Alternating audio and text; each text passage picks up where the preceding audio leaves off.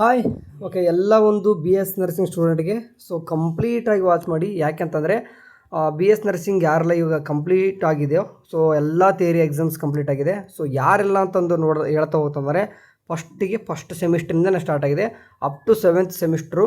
ಇದರ ಜೊತೆಗೆ year student ಕೂಡ ಏನಿದ್ದೀರ ಅಂತಂದರೆ ಮೊನ್ನೆ ಅಂದರೆ ಸಪ್ಲಿಮೆಂಟ್ರಿ ಕೂಡ ಬರೆದಿದ್ದಾರೆ. ಯಾಕಂದರೆ ಇಯರ್ ಬ್ಯಾಚ್ ಅವರು ಕೂಡ ಬರೆದಿದ್ದಾರೆ. ಈವನ್ ಫಸ್ಟ್ ಸೆಮಿಸ್ಟ್ರಿಂದ ಹಿಡಿದು 7 ಸೆಮಿಸ್ಟ್ರು. ಓಕೆ, ಯಾಕಂತಂದರೆ ಯಾಕೆ 7 ಸೆಮಿಸ್ಟರ್ ಅಂತ ಮೆನ್ಷನ್ ಮಾಡ್ತಿದ್ದೇನೆ ಅಂತಂದರೆ first semester, 3rd semester, 5th semester, 7th semester ಅಂದರೆ 6 ಸೆಮಿಸ್ಟ್ರ್ ಎಲ್ಲನೂ ಕೂಡ exams regular exams conduct.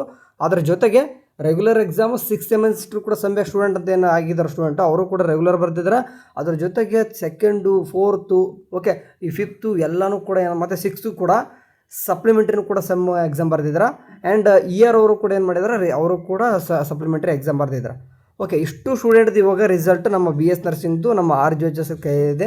So ಅದಕ್ಕಿಂತ ಮುಂಚೆ ಒಂದು ಕೆಲಸ ಬಾಕಿ ಇದೆ. ಸೊ ಅದೇನಪ್ಪ ಅಂತಂದರೆ ಪ್ರಾಕ್ಟಿಕಲ್ ಎಕ್ಸಾಮ್ ನಡೆಯೋದು. ಪ್ರಾಕ್ಟಿಕಲ್ ಎಕ್ಸಾಮ್ ಮಾಡದೆ ಯಾವುದೇ ರೀತಿ ರಿಸಲ್ಟ್ ಅನೌನ್ಸ್ಮೆಂಟ್ ಆಗೋಲ್ಲ. ಸೊ ಯಾಕೆ ಈ ವಿಷಯನ ಫಸ್ಟ್ ಹೇಳಿದ್ದೆ ಅಂತಂದರೆ ಫಸ್ಟ್ ಸೆಮಿಸ್ಟರ್ ಹುಡುಗರಿಗೆ ನಮ್ಮದು ರಿಸಲ್ಟ್ ಬಿಟ್ಬಿಡ್ತಾರೆ ಏನೋ ಫಸ್ಟಿಗೆ ಅಂತ ಅನ್ಕೋಬೇಡಿ. ಸೊ ನಮ್ಮ ರಿಸಲ್ಟ್ ಯಾವಾಗ ಬಿಡ್ತಾರೆ ಅಂತಂದರೆ ಎಕ್ಸ್ಪೆಕ್ಟೇಷನ್ ಡೇಟು ಕೂಡ ಹೇಳ್ತೀನಿ. ಫಸ್ಟ್ ಸೆಮಿಸ್ಟರ್ ಸ್ಟೂಡೆಂಟ ನೋಡಿ ಕಂಪ್ಲೀಟಾಗಿ ವಾಚ್ ಮಾಡಿ. ಯಾಕಂದರೆ ನಮ್ಮದು ರಾಜೀವ್ ಗಾಂಧಿ ಯೂನಿವರ್ಸಿಟಿ ಬಗ್ಗೆ ನಿಮ್ಗೆ ಅಷ್ಟೊಂದು ಅಂದರೆ ಸಂಪೂರ್ಣವಾಗಿ ಏನೂ ಕೂಡ ಗೊತ್ತಿಲ್ಲ. ಸೊ ಹಂಗಾಗಿ ಫುಲ್ ಕಂಪ್ಲೀಟಾಗಿ ನೋಡಿ.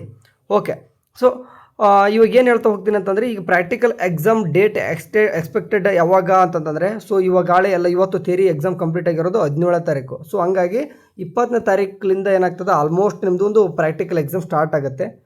ಸೊ 20ನೇ ತಾರೀಕು ಅಂದರೆ ಜುಲೈ 20 ಸ್ಟಾರ್ಟ್ ಆಯ್ತಂದರೆ ಸೊ ಆಗಸ್ಟ್ 15ರವರೆಗೂ ಕೂಡ ನಾನು ಹೇಳ್ತಾ ಇದ್ದೀನಿ, ಜಾಸ್ತಿ ಟೈಮ್ ಕೊಡ್ತಾ ಇದ್ದೀನಿ. ಯಾಕಂದರೆ 25 ದಿನ ಯಾಕೆ ಕೊಡ್ತಾ ಇದ್ದೀನಿ ಅಂತಂದರೆ ಅಷ್ಟೊಂದು ಪ್ರಾಕ್ಟಿಕಲ್ ಎಕ್ಸಾಮ್ ಇದೆ. ಸೊ ಯಾವೆಲ್ಲ ಇದೆ ಅವನು ಕೂಡ ತಿಳಿಸ್ತೀನಿ. ಸೊ ಆಯಿತಾ, ಸೊ ಕಂಪ್ಲೀಟಾಗಿ ಒಂದು 20 to 25 ಡೇಸ್ ಪ್ರಾಕ್ಟಿಕಲ್ ಎಕ್ಸಾಮ್ ನಡೀತದೆ. ಸೊ ಅಂದರೆ ಆಗಸ್ಟ್ 15ರವರೆಗೂ ಕೂಡ ನಿಮ್ಮದು ರಿಸಲ್ಟ್ ಬರೋಲ್ಲ. ಓಕೆ, ನಾನು ಹೇಳ್ತಾ ಇದ್ದೀನಿ ಇನ್ನೊಂದು ಟೈಮ್ ಆಗಸ್ಟ್ 15 ಅಂತಂದರೆ ಸ್ವಾತಂತ್ರ್ಯೋತ್ಸವ ದಿನಾಚರಣೆ ಮಾಡ್ಕೊಳ್ಳಿ ನೀವು. ಓಕೆ, ಅಲ್ಲಿವರೆಗೂ ಕೂಡ ನಿಮ್ಮ ರಿಸಲ್ಟ್ ಬರೋಲ್ಲ, ಆಲ್ಮೋಸ್ಟ್ ಬರೋಲ್ಲ. ಯಾಕೆ ಬರೋಲ್ಲ, ಅಷ್ಟೊಂದು ಪ್ರಾಕ್ಟಿಕಲ್ ಯಾವೆಲ್ಲ ಇದೆ ಅಂತಲೂ ಕೂಡ ತೋರಿಸ್ತೀನಿ ನೋಡಿ. ಸೊ ಸ್ಕ್ರೀನ್ ಮೇಲೆ ಕಾಣಿಸ್ತಿದ್ದೀರಾ ನಿಮ್ದೆಲ್ಲ ಸೆಮಿಸ್ಟರ್ದು ಕೂಡ ಏನಂತಂದರೆ ಕಾಣಿಸ್ತಿದ್ದಾವೆ. ಇದರಲ್ಲಿ ಪ್ರಾಕ್ಟಿಕಲ್ ಅಂತ ಬಂತಂದರೆ ಫಸ್ಟ್ ಸೆಮಿಸ್ಟ್ರಿಗೆ ಯಾವುದೇ ರೀತಿಯಾಗಿ ನಿಮಗೆ ಪ್ರಾಕ್ಟಿಕಲ್ ಇಲ್ಲ. ಫಸ್ಟ್ ಸೆಮಿಸ್ಟರ್ ಅಂಟು ನೀವು ಆರಾಮ್ ಸೇಫು, ನೀವು ಡೈರೆಕ್ಟಾಗಿ ರಿಸಲ್ಟ್ಗೆ ವೆಯ್ಟ್ ಮಾಡಬೇಕು. ಸೊ ಅಂದಂಗೆ ಬೇಗ ಬಿಡ್ತಾರೆ ಅಂತಂದ್ರೂ ಕೂಡ ಬಿಡಲ್ಲ, ಯಾವಾಗ ಬರ್ತಾರೆ ಅಂತ ಹೇಳ್ತೀನಿ. ನೆಕ್ಸ್ಟ್ 2nd ಸೆಮಿಸ್ಟರ್ ಅಂತ ಬಂತಂದರೆ ನಿಮಗೆ ಫೌಂಡೇಶನ್ ಅಂತ ಒಂದು ಬರ್ತದೆ ಗೊತ್ತಿರುವಾಗೆ. ಎಷ್ಟೋ ಜನ nursing foundation supplementary exam fail ಆಗಿರ್ತಾರೆ. ಸೊ ಹಂಗಾಗಿ ಅವರು ಕೂಡ ಏನಂತಂದರೆ ಸಪ್ಲಿಮೆಂಟ್ರಿ ಬರೀತಾರೆ. ಸೊ ಅಲ್ಲಿಗೆ ಏನಾಯಿತು, ಒಂದಾಯಿತು. ಆಯಿತಾ, ಒಂದಾಯ್ತಾ, ಇಲ್ಲಿ ನರ್ಸಿಂಗ್ ಫೌಂಡೇಶನ್ ಒಂದಾಯಿತು. ಓಕೆ, ನೆಕ್ಸ್ಟ್ 3rd ಸೆಮಿಸ್ಟರ್ ಬರ್ತೀರಾ. ಓಕೆ, 3rd ಸೆಮಿಸ್ಟರ್ ಬಂದಾಗ ಅಲ್ಲಿ ಏನಾದರೂ ಇದೋ ಅಂತ ನೋಡ್ತಾ ಕೂತಂತಂದರೆ ಇಲ್ಲಿ ಕಾಣಿಸ್ತಿದೆ ನಿಮಗೆ ಕೆಲವೊಂದಿಷ್ಟು ಏನಾದರೂ ಇದು ಅಂತ ನೋಡಿದ್ರೆ ಅಡಲ್ಟ್ ಹೆಲ್ತ್ ನರ್ಸಿಂಗ್ 1 ಅಂತ ಕಾಣಿಸ್ತಿದೆ. ಸೊ ಅಂದರೆ ಅಲ್ಲಿಗೆ 2 ಆಯಿತು.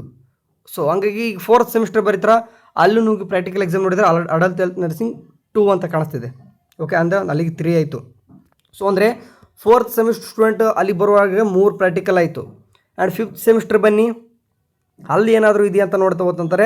Child health nursing, mental health nursing ನೀವು ಯಾವುದೇ ರೀತಿಯಾಗಿ 5th ಸೆಮಿಸ್ಟರ್ ಏನೂ ಕೂಡ ಮಾಡಲ್ಲ. Okay, so but community health nursing 1 ಅಂತ ಇದೆ. ಸೊ ಹಂಗಾಗಿ ಅಲ್ಲಿಗೆ ಏನಾಗ್ತದೆ, 4 ಆಗ್ತದೆ. ಸೊ ಅದೇ ರೀತಿಯಾಗಿ ನೀವು 6th ಸೆಮಿಸ್ಟರ್ ಬನ್ನಿ, ಅಲ್ಲಿ ಏನು ನೋಡ್ತಾ ಇದ್ದಾಗ ಚೈಲ್ಡ್ ಹೆಲ್ತ್ ನರ್ಸಿಂಗ್ ಐತಿ, ಮೆಂಟಲ್ ಹೆಲ್ತ್ ನರ್ಸಿಂಗು ಕೂಡ ಐತೆ. ಓಕೆ, ಸೊ ಅಂದರೆ ಟೋಟಲಾಗಿ 6 ಆಯಿತು, 6 ಪ್ರಾಕ್ಟಿಕಲ್ ಆಯಿತು. Okay, 6 practical. And 7th semester ಕೂಡ ಬನ್ನಿ. 7th ಸೆಮಿಸ್ಟರ್ ನೋಡಿ 6 ಜೊತೆಗೆ ಪ್ಲಸ್ ಆ್ಯಡ್ ಮಾಡ್ಕೊರಿ community health nursing 2 and OBG ಅಂದರೆ ಟೋಟಲಾಗಿ 8 ಪ್ರಾಕ್ಟಿಕಲ್ ಎಕ್ಸಾಮು. 8 ಪ್ರಾಕ್ಟಿಕಲ್ ಎಕ್ಸಾಮ್ ಅಂತಂದರೆ ಎಲ್ಲ ಅಂದರೆ 7 ಸೆಮಿಸ್ಟರ್ದು ಪ್ರಾಕ್ಟಿಕಲ್ ಎಕ್ಸಾಮ್ ನಡೀಬೇಕು ಅಂತಂದರೆ ಎಷ್ಟು ಟೈಮ್ ತೊಗೊಳ್ತದೆ, ಎಷ್ಟು ಪೇಪರ್ಸ್ಗಳು ರೆಡಿ ಆಗ್ತದೆ. ಸೊ ಅದೆಲ್ಲನೂ ಕೂಡ ಯೂನಿವರ್ಸಿಟಿ ಕಡೆಯಿಂದ ನಡೆಯೋಕ್ಕೆ ಟೈಮ್ ತೊಗೊಳ್ತದೆ. ಇದು ಶೆಡ್ಯೂಲ್ ಯಾವಾಗ ಸ್ಟಾರ್ಟ್ ಆಗುತ್ತೆ ಅಂತ ನಾನು ಯಾವಾಗ ಹೇಳಿದೆ, ಇವಾಗ ತಾನೇ ಜಸ್ಟ್ 22 ಆಗಸ್ಟ್ 15ವರೆಗೂ ಕೂಡ ಇದು ಅಫಿಷಿಯಲ್ ಆಗಿ ಅನೌನ್ಸ್ಮೆಂಟ್ ಮಾಡ್ತಾರೆ ಅಂತ ಕೇಳಿದ್ರೆ ಇಲ್ಲ. ಸೊ ಅದು ಅಫಿಷಿಯಲ್ ಅನೌನ್ಸ್ಮೆಂಟ್ ಆಗಲ್ಲ, ನಿಮಗಾಗಲ್ಲ, ಬಟ್ ಎಲ್ಲ ಒಂದು ಪ್ರಿನ್ಸಿಪಲ್ ಅವ್ರಿಗೂ ಕೂಡ ರೀಚ್ ಆಗುತ್ತೆ ಅದು ಶೆಡ್ಯೂಲು. ಈ ಟೈಮ್ ಡೇಟ್ ಒಳಗಡೆ ಮುಗಿಸ್ಕೊಳ್ಳಿ, ನಿಮ್ದು ಏನೇ ಒಂದು ರಿಕ್ವೈರ್ಮೆಂಟ್ಸ್ ಏನಾದರೂ ಕೂಡ ಕಂಪ್ಲೀಟ್ ಮಾಡ್ಕೊಳ್ಳಿ ಬೇಗ ಅಂತ ಒಂದು ಡೇಟ್ ಕೊಡ್ತಾರೆ ಯೂನಿವರ್ಸಿಟಿಯವರು. ಅದು ಯೂನಿವರ್ಸಿಟಿಯಿಂದ ಪ್ರಿನ್ಸಿಪಲ್ ಅವ್ರಿಗೆ ಮಾತ್ರ ನಡೀತದೆ. ಸೊ ಆ ಒಂದು ಪ್ರಿನ್ಸಿಪಲ್ಗೆ ಏನಾದರೂ ಬಂದಿರತಕ್ಕಂಥದ್ದು ಇನ್ಫಾರ್ಮೇಷನ್ ಅದಿದ್ದರೆ ನಾನು ನಿಮಗೆ ತಿಳಿಸ್ತೀನಿ ಅಂತ. ಸೊ ಇಷ್ಟೇ, ಆಲ್ಮೋಸ್ಟ್ 20th ಸ್ಟಾರ್ಟ್ ಆಗ್ತದಂದರೆ ಆಗಸ್ಟ್ 15ವರೆಗೂ ಕೂಡ ನಿಮ್ಮ ಪ್ರಾಕ್ಟಿಕಲ್ ಎಕ್ಸಾಮ್ ನಡೀತದೆ.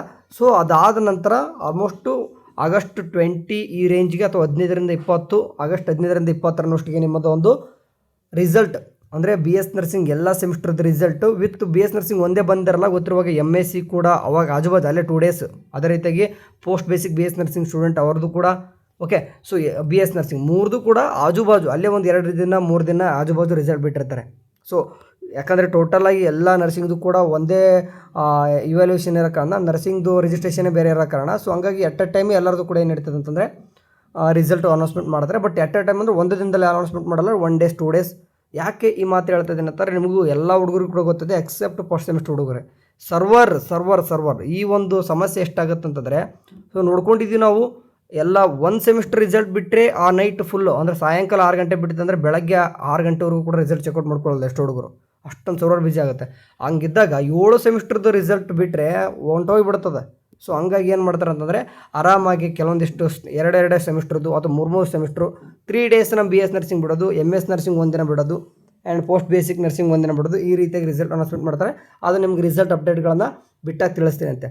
ಸೊ ಇವಾಗ practical exam main important focus ಮಾಡ್ಕೊಳ್ಳಿ. ಅದಕ್ಕೆ ತಕ್ಕನಂಗೆ ನಿಮಗೆ ಪ್ರಾಕ್ಟಿಕಲ್ ಎಕ್ಸಾಮ್ಸ್ ರಿಕ್ವೈರ್ಮೆಂಟ್ಸ್ಗಳು ಕೆಲವೊಂದಿಷ್ಟು ಇಂಪಾರ್ಟೆಂಟ್ ಥಿಂಗ್ಸ್ ಏನಂತಂದರೆ ನರ್ಸಿಂಗ್ ಫೌಂಡೇಶನ್ನು ಆ್ಯಂಡ್ MSN, ಈಗ MSN 2 ಆ್ಯಂಡ್ ಅದೇ ರೀತಿ ಪಿಡಿಯಾಟ್ರಿಕ್ಕು, ಸೈಕ್ಯಾಟ್ರಿಕ್ಕು ಆ್ಯಂಡ್ OBG ಇವನ್ನೆಲ್ಲನೂ ಕೂಡ ನಿಮಗೆ ಏನಾದರೂ ಇಂಪಾರ್ಟೆಂಟ್ ಬೇಕಿತ್ತಂದರೆ ಪ್ರಾಕ್ಟಿಕಲ್ ಎಕ್ಸಾಮ್ಗೆ ಸಂಬಂಧಪಟ್ಟಾಗ ಏನೇನಂತಂದರೆ ನಿಮಗೆ ಇಂಪಾರ್ಟೆಂಟ್ ಥಿಂಗ್ಸ್ ಏನು ಬೇಕಾಗ್ತದೆ, KS ಪ್ರೆಸೆಂಟೇಷನ್ ಬೇಕಾಗ್ತದೆ, ಕೇಸ್ ಸ್ಟಡಿ ಬೇಕಾಗ್ತದೆ, ಕೇರ್ ಪ್ಲ್ಯಾನ್ ಬೇಕಾಗ್ತದೆ. ಈ ಥರ ಏನಾದರೂ ರಿಕ್ವೈರ್ಮೆಂಟ್ಸ್ ಇತ್ತಂದರೆ ಬೇಗನೆ ಮುಗಿಸ್ಕೊಳ್ಳಿ.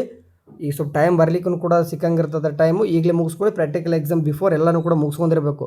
ಸೊ ಎಕ್ಸ್ಟರ್ನಲ್ ಆ್ಯಂಡ್ ಇಂಟರ್ನಲ್ ಹೇಳ್ತಿದ್ದೆ ನಾನು, ಎಕ್ಸ್ಟರ್ನಲ್ ಆ್ಯಂಡ್ ಇಂಟರ್ನಲ್ಲು ಕೂಡ ಯೂನಿವರ್ಸಿಟಿ ಕಡೆಯಿಂದ ಟೀಚರ್ಸ್ ಅಲಾಟ್ಮೆಂಟ್ ಮಾಡ್ತಾರೆ. ಸೊ ಅದನ್ನು ಕೂಡ ಸಿಗ್ತದೆ, ಅದನ್ನೆಲ್ಲನೂ ಕೂಡ ಶೇರ್ ಮಾಡ್ತೀನಿ ಮುಂದೆ. ಇವಾಗಲೂ ಇನ್ನೂ ಕೂಡ ಅಲಾಟ್ಮೆಂಟ್ ಮಾಡಿಲ್ಲ, ಆಯಿತಾ? ಸರಿ, ಇದಿಷ್ಟು ಇನ್ಫಾರ್ಮೇಷನ್ ಸದ್ಯಕ್ಕಿರೋದು. ಆ್ಯಂಡ್ ಅದಕ್ಕೆ ತಕ್ಕನಂಗೆ ಏನು ಹೇಳಿದೆ, ನಿಮ್ಮದು ಬೇಕಾಗಿರ್ತಕ್ಕಂಥ ಕೇಸ್ ಸ್ಟಡಿ, ಕೇಸ್ ಪ್ರೆಸೆಂಟೇಷನು ಮತ್ತು ಹೆಲ್ತ್ ಎಜುಕೇಷನ್ನು ಕೂಡ ಅದನ್ನೆಲ್ಲನೂ ಕೂಡ ಟೆಲಿಗ್ರಾಮಲ್ಲಿ ಶೇರ್ ಆಗಿದೆ. ಅದಕ್ಕೋಸ್ಕರ ನನ್ನ ಸ್ಪೆಸಿಫಿಕ್ಕಾಗಿ ಚಾನಲ್ ಇದೆ, ತೋರಿಸ್ತೀನಿ ನಿಮಗೆ. ಸೊ ಸ್ಕ್ರೀನ್ ಮೇಲೆ ಕಾಣಿಸ್ತಿದೆ ನಿಮ್ಮದು ಕಂಪ್ಲೀಟಾಗಿ case study, care plan and case presentation ಅಂತ ಒಂದು ಚಾನಲಾಗಿ ಕಾಣಿಸ್ತಿದೆ ಟೆಲಿಗ್ರಾಮ್ದು. ಇದರಲ್ಲಿ ಒಂದೇ ಒಂದು ಯಾವುದೇ ರೀತಿಯಾಗಿ ಲಿಂಕ್ ಬಂದಿರಲ್ಲ, ಎಲ್ಲನೂ ಕೂಡ PDF ಕಂಪ್ಲೀಟಾಗಿ ಎಲ್ಲನೂ ಕೂಡ PDF ಫ್ರೀಯಾಗಿ ಡೌನ್ಲೋಡ್ ಮಾಡ್ಕೋಬೋದು. ಸೊ ನೋಡ್ತಿರ್ಬೋದು ಎಷ್ಟೊಂದು ನಾನು ಸ್ಕ್ರಾಲ್ ಮಾಡ್ತಾ ಇದ್ದೀನಿ, ಕಂಪ್ಲೀಟಾಗಿ ಎಲ್ಲನೂ ಆಲ್ಮೋಸ್ಟ್ ನಿಮ್ಗೆ ಯಾವ ಡಿಸೀಸ್ ಕಂಡೀಷನ್ ಬೇಕು ಎಲ್ಲನೂ ಕೂಡ ಕಂಪ್ಲೀಟಾಗಿ ಸಿಗ್ತವೆ. ಹೋಗ್ಬಿಟ್ಟು ಏನು ಮಾಡಿರಿ, ನಿಮ್ಗೆ ಬೇಕಾಗಿರ್ತಕ್ಕಂಥದ್ದು 3 ಡಾಟ್ ಮೇಲೆ ಕ್ಲಿಕ್ ಮಾಡಿಕೊಂಡು ಸರ್ಚಿಂಗ್ ಬಾಕ್ಸ್ ಬರ್ತದೆ, ಸರ್ಚ್ ಮೇಲೆ ಕ್ಲಿಕ್ ಮಾಡಿಕೊಂಡು ನಿಮ್ಗೆ ಯಾವ್ದು ಬೇಕು ಅದನ್ನು ಕ್ಲಿಕ್ ಅಂದರೆ ಸರ್ಚ್ ಮಾಡ್ಕೋಬೋದು. ಓಕೆ, ಸೊ ನಾನು ಯಾವುದಾದ್ರೂ ಒಂದು ಸರ್ಚ್ ಮಾಡ್ಲಿಕ್ಕೆ ಟ್ರೈ ಮಾಡ್ತೀನಿ ಈಗ. ಓಕೆ, ಯಾವುದಾದ್ರೂ ಫಾರ್ ಎಕ್ಸಾಂಪಲ್ ಡಯರಿಯಾ ಬೇಕಂತಂದರೆ ಡಯರಿಯಾ ಅಂತ ಸರ್ಚ್ ಮಾಡ್ಲಿಕ್ಕೆ ಅಂತ ಹೋಗ್ತೀನಿ. ಓಕೆ, ಇದ್ರೆ ಬಂದುಬಿಡ್ತದೆ, ಯಾಕಂದ್ರೆ ನೆಟ್ವರ್ಕು ಟೈಮ್ ಇಲ್ಲ ನಂದು. ಹಂಗಾಗಿ OBGದು ಕೂಡ ಕೇರ್ ಪ್ಲಾನ್ ಇದ್ದಾವೆ. ಆ್ಯಂಡ್ ಸ್ಕೀಜೋಫ್ರೇನಿಯಾ ಈ ಥರ ನಿಮ್ಗೆ ಗೊತ್ತಿದೆ, ಸ್ಕೀಜೋಫ್ರೇನಿಯಾ ಅದು ಇದು ಅಂತಂದಿರ್ತದೆ, ಅವನು ಕೂಡ ಸಿಗ್ತವೆ. ಆಲ್ಮೋಸ್ಟ್ ಎಲ್ಲನೂ ಕೂಡ ಇದ್ದಾವೆ. ಸೊ ಸರ್ಚಿಂಗಲ್ಲಿ ಹೋಗ್ಬಿಟ್ಟು ಸರ್ಚ್ ಮಾಡಿದ್ರೆ ಸಿಗ್ತದೆ. ಈಗ ಫಾರ್ ಎಕ್ಸಾಂಪಲ್ ಮೇನಿಯಾ ಅಂತ ಇದೆ, OCD ಇದೆ, ಸೈಕೆಟ್ರಿಕ್ ಅಂತ ಬಂದಾಗೆ. ಓಕೆ ನೋಡಿ, MSN ಮತ್ತು ರೊಮ್ಯಾಟಿಕ್ ಡಿಸೀಸು ಆ್ಯಂಡ್ ಮೆನೆಂಜಿಟಿಸು ಇಲ್ಲಿ ಕಾಣಿಸ್ತಿದೆ ನೋಡಿ, ಡಯರಿಯಾ ಇದೆ ಕಾಣಿಸ್ತಿದ್ವು, ಡಯರಿಯಾ ಇದೆ. ಈಗ neonatal jaundice, case study and dermatitis, ಯಾರೆಲ್ಲ ಪಿಡಿಯಾಟ್ರಿಕ್ ಇದ್ರೆ ನೋಡಿ, ನಿಮ್ಮ ಜಾಂಡೀಸಲ್ಲಿ ಇಂಪಾರ್ಟೆಂಟ್ ಎಲ್ಲ ಕೇಳ್ತಾ ಇರ್ತಾರೆ. So health education and COPD ಕೆಲವೊಂದಿಷ್ಟು ನೋಡಿ, ರೆಸ್ಪಿರೇಟರಿ ಡಿಸೀಸಿಗೂ ಕೂಡ ಇದ್ದಾವೆ. ಸೊ ಆಲ್ಮೋಸ್ಟ್ ನಿಮ್ಗೆ ಏನೇನು ಬೇಕು ಎಲ್ಲನೂ ಕೂಡ ಕಾಮನಾಗಿ ನಿಮಗೆ ಹಾಸ್ಪಿಟಲಲ್ಲಿ ಸಿಗ್ತಕ್ಕಂಥದ್ದು ಯಾವೆಲ್ಲ ಇದಾವೋ ಅವೆಲ್ಲನೂ ಕೂಡ ಕೇಸ್ ಸ್ಟಡಿ, ಕೇರ್ ಪ್ಲಾನ್ ಸಿಗ್ತವೆ. ಅದು ನೋಡ್ಕೊಂಬಿಡಿ, ಎಕ್ಸಾಮ್ಸ್ಗೆ ಪ್ರಾಕ್ಟಿಕಲ್ ಎಕ್ಸಾಮ್ ಕೂಡ ಹೆಲ್ಪ್ ಆಗ್ತದೆ. ಓಕೆ, ಫಾರ್ಮೇಟ್ ಕೇಳ್ತಿದ್ರೆ ಪ್ರಾಕ್ಟಿಕಲ್ ಎಕ್ಸಾಮ್ಗೆ ಹೆಂಗೆ ಬೇಕಂತಂದು ಅದು ಕಮೆಂಟಲ್ಲಿ ಜಾಸ್ತಿ ಬಂದರೆ ಮಾತ್ರ ಫಾರ್ಮೇಟ್ ಇನ್ನೊಂದು ಟೈಮ್ ನಿಮಗೆ ಹೇಳ್ತಾ ಹೋಗ್ತೀನಿ ಅಂತ. ಆ ಫಾರ್ಮೇಟ್ ಫಾಲೋ ಅಪ್ ಮಾಡಿದರೆ ನಿಮ್ಗೆ ಆರಾಮ್ಸಾಗಿ ಪ್ರಾಕ್ಟಿಕಲ್ ಎಕ್ಸಾಮ್ ಕ್ಲಿಯರಾಗಿ ಚೆನ್ನಾಗಿ ಬರಿಬೋದು.